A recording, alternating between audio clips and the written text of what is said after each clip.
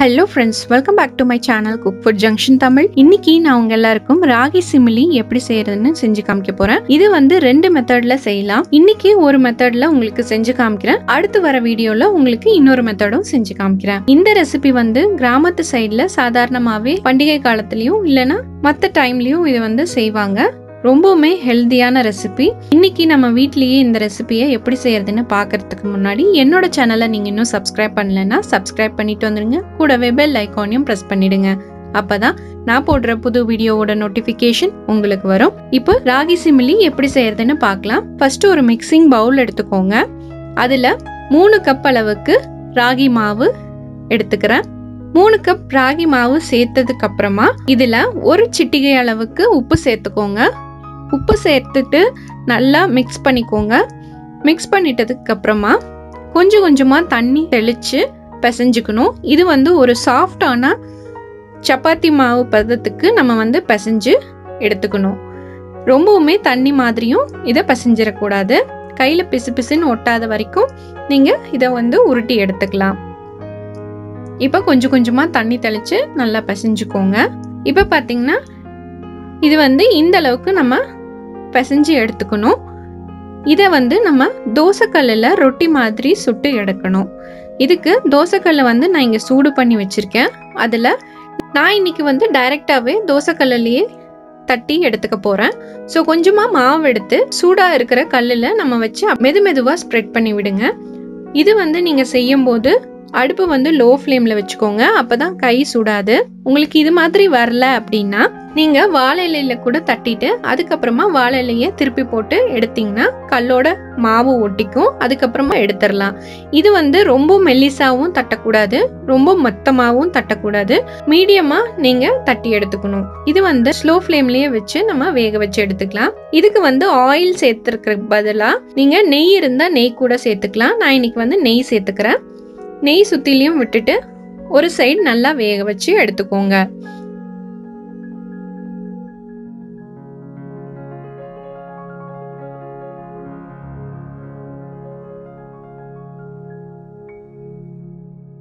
இப்போ ஒரு சைடு வெந்ததுக்கு அப்புறமா இதை இன்னொரு சைடு நம்ம திருப்பி போடலாம். திருப்பி போடும்போது உடையுதேன்னு நீங்க வருத்தப்பட தேவையில்லை. நீங்க திருப்பி போட்டு நல்லா இன்னொரு சைடும் வேக வச்சு எடுத்துக்கணும். இன்னொரு சைடும் நல்லா லோ ஃப்ளேம்லயே வச்சு வேக வைக்கணும். தேவைப்பட்டா இன்னும் கொஞ்சம் கூட நெய் நீங்க சேர்த்துக்கலாம். நல்லா வாசனையாகவும் இருக்கும். இப்போ இது நல்லா சாஃப்டா பிசைஞ்சு நம்ம இந்த மாதிரி ஸ்ப்ரெட் பண்ணி எடுத்துக்கிட்டோம்னா நல்லா உங்களுக்கு உருண்டை வந்து பாத்தீங்கன்னா நல்லா சாஃப்டா இருக்குங்க. இப்போ இன்னொரு சைடும் வெந்துருச்சு. உங்களுக்கு சப்போஸ் வெந்துருச்சா வேகலையான்னு உங்களுக்கு டவுட்டா இருந்துச்சுன்னா தோசை கரண்டி வச்சே நீங்க நல்லா கட் பண்ணி தோசை கல்லையே கட் பண்ணி விட்டுடுங்க.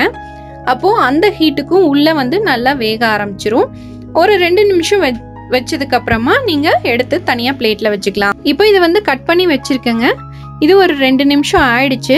மற்ற மாவுகளையும் நான் வந்து இந்த மாதிரி ரொட்டி மாதிரி ப்ரிப்பேர் பண்ணி எடுத்துட்டு நல்லா ஆற வச்சு எடுத்துக்கிறேங்க. அதுக்குள்ள நம்ம வந்து வேர்க்கடலையை வறுத்து பொடி பண்ணி வச்சுக்கலாம். இங்க கடாயில 1/4 கப் அளவுக்கு வறுத்த வேர்க்கடலை தான் எடுத்திருக்கேன். அதை வந்து இன்னும் கொஞ்சம் நம்ம கிறிஸ்பா ஆக்கிறதுக்காக ஒரு 2-3 நிமிஷம் வறுத்து எடுத்துக்கலாம். நல்லா லோ ஃப்ளேம்ல வச்சு நல்லா வறுத்து எடுத்துக்கோங்க.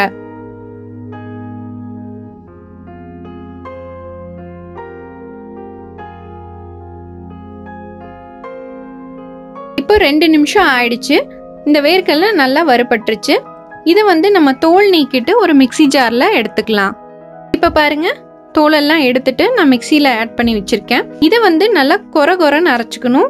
பல்ஸ் மோட்ல ஒரு 2-3 தடவை வச்சு எடுத்தீங்கன்னா போதும். 1-2 முழுசா இருந்தாலும் தப்பில்ல, நல்லா இருக்கும். டேஸ்டா கடிக்கும் போது உங்களுக்கு கிரன்ச்சியா கிடைக்கும். ஸோ இது வந்து பல்ஸ் மோட்ல 2-3 தடவை இந்த மாதிரி உடைச்சி எடுத்துக்கோங்க. இப்ப நம்ம ராகி சிமிலிக்கு செஞ்சு வச்சிருந்த ராகி ரொட்டி எல்லாமே ஆறிடுச்சுங்க.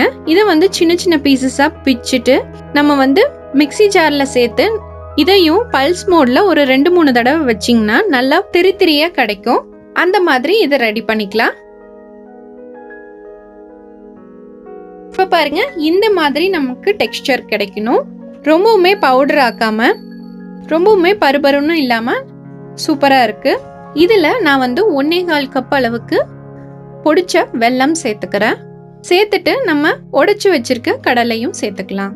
சேர்த்துட்டு இது வந்து நல்லா மிக்ஸ் பண்ணி விடணும். இப்போ நம்ம இது மாதிரி பிசைஞ்சு எடுக்கும்போது வெல்லம் வந்து அப்படியே உருக ஆரம்பிக்கும். அப்போ உங்களுக்கு லட்டு பதத்துக்கு பிடிக்கிறதுக்கு ஈஸியா வரும். இப்போ இது நான் வந்து பிசையும் போதே ஒரு 4 ஏலக்காவை மிக்ஸி ஜார்ல சர்க்கரையோட சேர்த்து பொடிச்சு சேர்த்துக்கிட்டேங்க. நீங்களும் அது மாதிரி சேர்த்துக்கோங்க. நான் இதை வந்து காமிக்கல. ஏலக்காய் சேர்த்துட்டிங்கன்னா ரொம்பவுமே மணமாகவும் இருக்கும். இதை நல்லா பிசைஞ்சு இப்போ பாருங்க நல்லா வெல்லம் வந்து இலக்கமாயிருக்கு. இப்போ லட்டு பதத்துக்கு பிடிக்க வருது. இதை வந்து சின்ன சின்ன லட்டுவா நம்ம பிடிச்சி எடுத்துக்கலாம். இந்த லட்டு வந்து கொஞ்சம் மாய்ஸ்சரா தாங்க இருக்கும். இதை வந்து நம்ம ஸ்நாக்ஸ் இல்லாத டைம்ல கூட குழந்தைங்களுக்கு செஞ்சு கொடுக்கலாம். ஒரு 2-3 நாள் ஏர்டைட் கண்டெய்னர்ல போட்டு வச்சிருந்தீங்கன்னா ரொம்பவுமே நல்லா இருக்கும், கெட்டு போகாது. ஸோ குழந்தைங்களுக்கும் ஒரு 2-3 நாளைக்கு நம்ம சத்தான ஒரு லட்டு கொடுத்த மாதிரி ஒரு சாட்டிஸ்ஃபேக்ஷன் இருக்கும். இப்போ இது எல்லாமே பிடிச்சாச்சுங்க. அவ்வளோதான். ரொம்பவுமே சிம்பிளாகவும் ஈஸியாகவும் ஒரு ஹெல்தியான லட்டு ரெசிபி நம்ம செஞ்சுருக்கோம். இது வந்து குழந்தைங்களுக்கு ரொம்பவுமே சத்தான ஒரு ரெசிபிங்க.